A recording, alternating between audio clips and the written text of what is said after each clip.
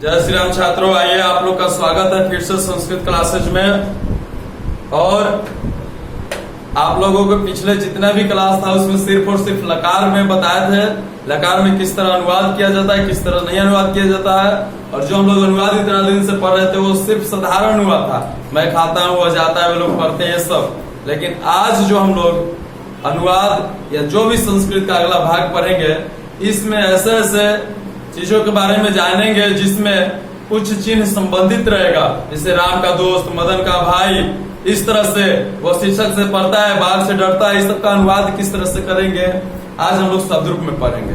जो इतना दिन से हम लोग पढ़ रहे थे सिर्फ और सिर्फ शब्द रूप, जो नहीं था वो सिर्फ और सिर्फ धातु रूप था।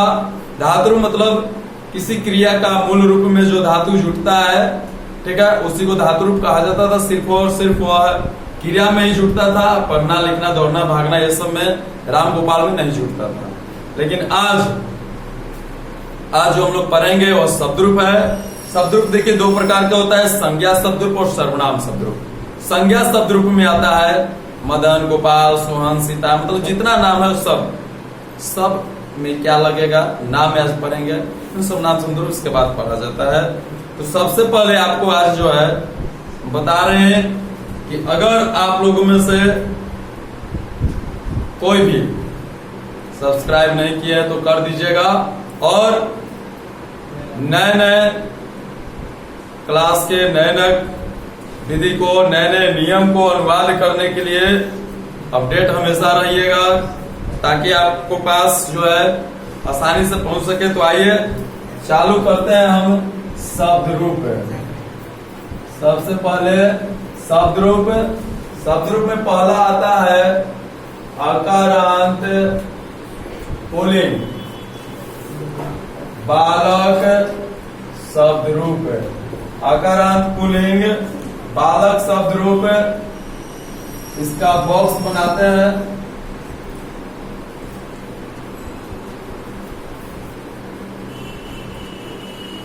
और ये भी आपका बिल्कुल और बिल्कुल लकार की तरह ही है, बस थोड़ा सा इसमें बदलाव होता है। और इसमें आपको बताया जाएगा कि किस तरह से पहले इसको हम लिख लेते हैं, लिखने के बाद आपको समझाया जाएगा कि इसका प्रयोग जो है कहाँ कहाँ करते हैं, कहाँ नहीं करते हैं। देखिए ये ऐसा शब्द रूप है, बालक शब्द रूप जो है आपका सबसे महत्वपूर्ण शब्द रूप है। इसको जान करके अगर ये आ गया अच्छा से समझ में, देखिए शब्द रूप पर ही पूरा आपका अनुच्छेद लिखना, पत्र लिखना, ये सब आपका शब्द रूप पर ही है। तो ध्यान से देखिएगा, समझिएगा, पूरा कोशिश हमारा रहेगा कि आप लोगों को अच्छी तरह से समझाया जाए। और जहां नहीं कुछ भी दिक्कत हो, कुछ भी समझ में नहीं आता हो, तो आप लोग कमेंट में जरूर बताइएगा कि आपको कहाँ दिक्कत हो रहा है। तो देखिए इस तरह से बॉक्स आप लोग तैयार कर लीजिएगा। इसमें आपका उसी तरह रहेगा, वचन कुछ भी नहीं बदल रहा, सब वचन वही है, सिर्फ इसमें आपका पुरुष के स्थान पर विभक्ति आ जा रहा है। देखिए पुरुष के स्थान पर सिर्फ और सिर्फ विभक्ति आ जा रहा है, जिसमें देखिए चिन्ह में आपका है ने और शून्य, को है और शून्य है, से के साथ, के द्वारा, को के लिए। देखिए इसमें भी को है, इसमें भी को है, तो इसमें को का प्रयोग कब करेंगे, जब देने और नमस्कार के लिए रहेगा तब। पंचमी में से, पढ़ने, डरने और निकालने के लिए। षष्ठी में है का, की, के, रा, री और रे। सप्तमी में है में, पे और पर। संबोधन में है वो, अरे। अब देखिए चिन्ह है, इस सभी को लिखने के बाद फिर आपको समझाया जाएगा। पहले एक बार हम यहाँ पर लिख दे रहे हैं, बालका,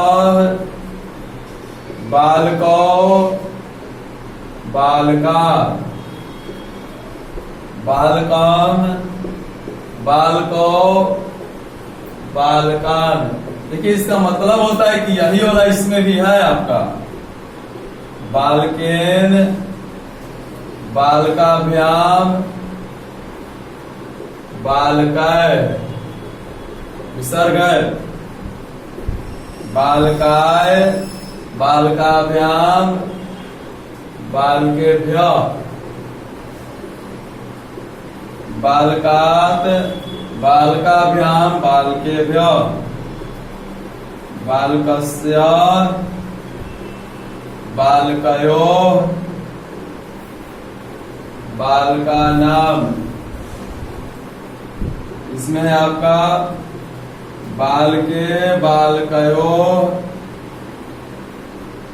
बालकेषु,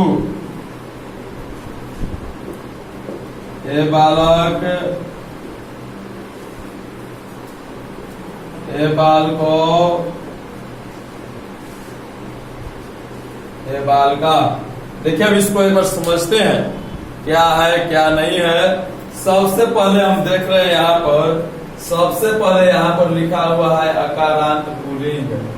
सबसे पहले हम देख रहे हैं कि यहाँ पर अकारांत पुल्लिंग। अकारांत का मतलब क्या होता है? देखिए यहाँ पर अकारांत का मतलब होता है कि वैसा वैसा शब्द जिसके अंतिम में सिर्फ अ आता हो, वैसा वैसा शब्द जिसके अंतिम में सिर्फ अ आता हो।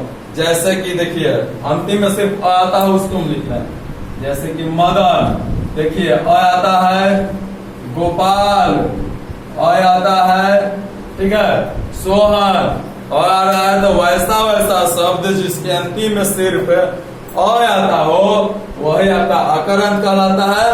और साथ ही साथ पुल्लिंग होना चाहिए। मदन, गोपाल, सोहन ये सब आपका पुल्लिंग है, ठीक है। तो साथ ही साथ पुल्लिंग होना चाहिए, उस सब आपका बालक शब्द रूप पर चलेगा। आइए अब देखते हैं विभक्ति में प्रथमा विभक्ति, द्वितीय विभक्ति, तृतीया, चतुर्थी, पंचमी, षष्ठी, सप्तमी। सप्तमी तक इसका विभक्ति कहलाता है। विभक्ति की कुल संख्या 7 होती है और एक संबोधन होता है। चिन्ह में देखिए क्या है, ने है और शून्य है, को है और शून्य है। तृतीय में है से, के साथ, के द्वारा। चतुर्थी में है को, के लिए, देने और नमस्कार।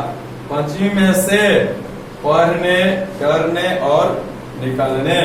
षष्ठी में का, की, के, रा, री, रे। सप्तमी में है में, पे, पर। संबोधन में है हे, हो, अरे। ये था आपका चिन्ह कैसे प्रयोग किया जाता है, इसका कहाँ क्या प्रयोग होता है। इसको जब समझाएंगे उसके बाद जैसे में देखेंगे, यथा में देखेंगे, सभी पर हम आज अनुवाद देखेंगे। इसको पहले समझ लेते हैं। प्रथमा विभक्ति में बालक सर्कल, बालक, बालको, बालका, बालकम, बालको, बालकान, बालकेन, बालकाभ्याम, बालकय, बालकाय, बालकाभ्याम। देखिए पाई है मतलब यही इसमें है, बालकाभ्याम, बालकेभ्य। फिर है बालकात, बालकाभ्याम, बालकेभ्य, बालकस्य, बालकयोः, बालकानां, बालके, बालकयोः, बालकेषु। हे बालक, हे बालको, हे बालका। इसको पहले आप लोग लिखिए और लिखने के बाद फिर इस पर यथा में हम लोग चलते हैं। आपको हम 1 मिनट के लिए समय दे रहे हैं, लिखिए।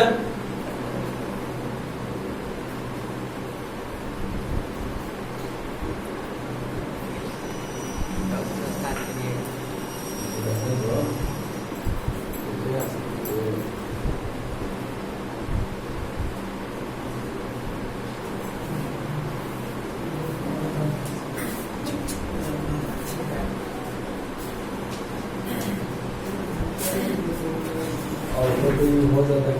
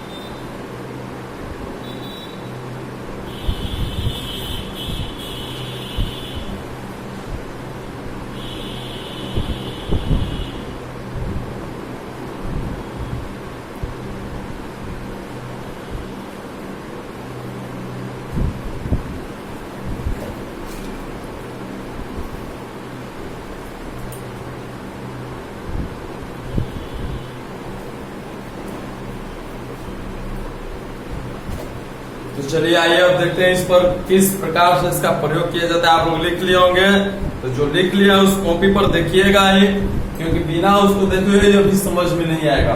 तो आइए दो चार हम यथा में देखते हैं किस प्रकार से इसका प्रयोग किया जाता है, किस प्रकार से नहीं किया जाता है। तो बस ज्यादा नहीं, बस थोड़ा बहुत हम मिटा रहे हैं ताकि एक आध शब्द भी आपके पास शब्द भी रहने दे रहे हैं, ताकि हम जब जोड़ कर बताए तो आपको समझ में आए, है ना।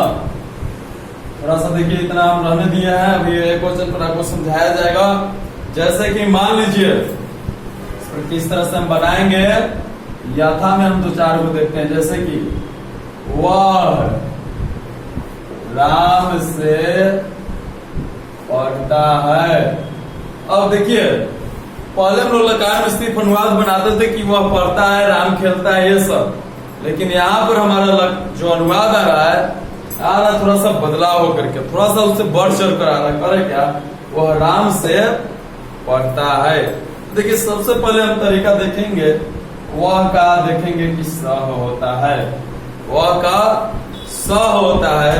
अब उसके बाद देखिए आप कि क्या इस वाक्य में कहीं चिन्ह लग रहा है। चिन्ह देखिएगा, इस वाक्य में कहीं चिन्ह लग रहा है तो मालूम चलेगा कि इस वाक्य में इससे जो है ना, यही आपका चिन्ह है। चिन्ह क्या आ रहा है, से आ रहा है। तब देखिए, से हम देखेंगे कि इधर कौन सा विभक्ति में है। तो से हमारा दो गो विभक्ति भेटाता है, एक तृतीया विभक्ति भेटाता है और एक पंचमी विभक्ति भेटाता है। देखिए, जब हम देखें यहाँ पर कि से लगा हुआ है और से इधर दो विभक्ति तृतीया और पंचमी। अब देखिए, से यहाँ पर किस लिए है, पढ़ने के लिए है। तो देखिए, तो पढ़ने के लिए आपका तृतीया विभक्ति में दे रहा है कि पंचमी विभक्ति में दे रहा है। तो मालूम चल रहा है कि पढ़ने के लिए हमको पंचमी विभक्ति में दे रहा है। ठीक है, तो अब ले जाएंगे तृतीय विभक्ति में कि पंचमी में। तो पढ़ने के लिए है तो पंचमी में ले जाएंगे। और ये से किसको में लग रहा है, से किस में लग रहा है, तो देख रहे हैं कि राम में लग रहा है। राम की संख्या ऐसे कै गो है, एक गो है। राम की संख्या एक है। तो पंचमी के एक वचन में हम देख रहे हैं कि पंचमी के एक वचन में दिया हुआ है बालकात। पंचमी के एक वचन में बालकात, लेकिन यहाँ पर तो बालक है नहीं, यहाँ पर तो राम है। तो राम में हम पंचमी विभक्ति जोड़ेंगे तो हो जाएगा रामात। देखिए, यही खेल है आपका। फिर पढ़ना का पढ़ और जो लकार में हम लोग जानते थे वही जान जाएंगे। मेन हमारा यही है। आखिर रमात कैसे हो गया, रमात हुआ कैसे, तो देखेंगे कि चिन्ह क्या लगा है, पर से है, से पढ़ने के लिए है। तो आपका पंचमी विभक्ति में जाता है पढ़ने के लिए, और राम की संख्या एगो, तो पंचमी के एक वचन में बालकात होता है। तो यहाँ पर आपका हो जाएगा रामात, अर्थात स रामात पठती। इसी पर और दो चार वो अनुवाद देखते हैं, क्योंकि जितना हम लोग अनुवाद जानेंगे, जितना अनुवाद देखेंगे उतना ही समझ में आएगा। इस तरह से छापने से कुछ नहीं होता है। तो चार और अनुवाद देखते हैं। ये था पहला नंबर में। आपका दूसरा नंबर में हो गया कि वे लोग सोहन के लिए भोजन पकाते हैं। अब देखिए, इसका किस तरह से समाप्त बनेगा। वे लोग सोहन के लिए भोजन पकाते हैं। तो वे लोग का संस्कृत क्या होता है, वे लोग का संस्कृत होता है ते। हम पहला ही क्लास में लकार जो लट लकार पढ़ाया था उसी समय बताया गया था, देख लीजिएगा, पिछला अनुवाद में, पिछला वीडियो में होगा। वे लोग का ते होता है। अब देखिए, चिन्ह मेन जो बालक शब्द पढ़े हैं उसी को चलते हैं। चिन्ह है के लिए, सिर्फ के नहीं है, के लिए है। तो के लिए आपका देखिए कौन सा चतुर्थी में है, को है और के लिए है। तो के लिए चतुर्थी विभक्ति में है। किसको में के लिए लग रहा है, सोहन में ना, सोहन में के लिए लग रहा है। देखिए, के लिए जो है आपका सोहन में लग रहा है। तो सोहन की संख्या कै गो है, एक गो है। तो देखिए, चतुर्थी के एक क्वेश्चन में बालकाय होता है। यहाँ पर हो जाएगा आपका सुहनाय। भोजन का होता है भोजनम, पकाना का पच, और ते है तो प्रथम पुरुष का बहुवचन, तो अंति, पचंती।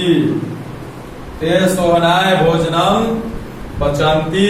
और इस पर देखेंगे, दो चार अनुवाद और देखेंगे इस पर किस तरह से बनता है, और देखने के बाद इसको आप लोग को घर से बनाने के लिए भी मिलेगा, अगला क्लास में मिलाया जाएगा। इस पर दो चार ऑब्जेक्टिव देखेंगे किस प्रकार से होता है। तो देखिए इसको मिटा रहे हैं।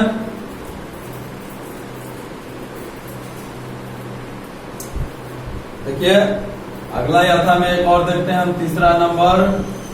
मान लीजिए तीसरा नंबर है क्या, श्री राम को नमस्कार है। श्री राम को नमस्कार है। अब देखिए चिन्ह लग रहा है श्री राम में को, तो हमारा दो है, एक वो द्वितीय विभक्ति में है और एक चतुर्थी विभक्ति में है। तो कौन में ले जाएंगे, तो कह रहा है कि नमस्कार के लिए, तो नमस्कार के लिए साफ साफ लिखल है कि चतुर्थी में लेके जाना। और श्री राम की संख्या एगो, तो ये क्वेश्चन में देखेंगे। बालकाय है ना, तो यहाँ पर हो जाएगा श्री रामाय। ठीक है, श्री रामाय। नमस्कार है का नमः होता है, श्री रामाय नमः। ये आपका हिंदी में हो गया, श्री राम को नमस्कार है। इसी प्रकार से बनेगा। ठीक है, तो इतना अनुवाद हम लोग देखे हैं। अब देखिए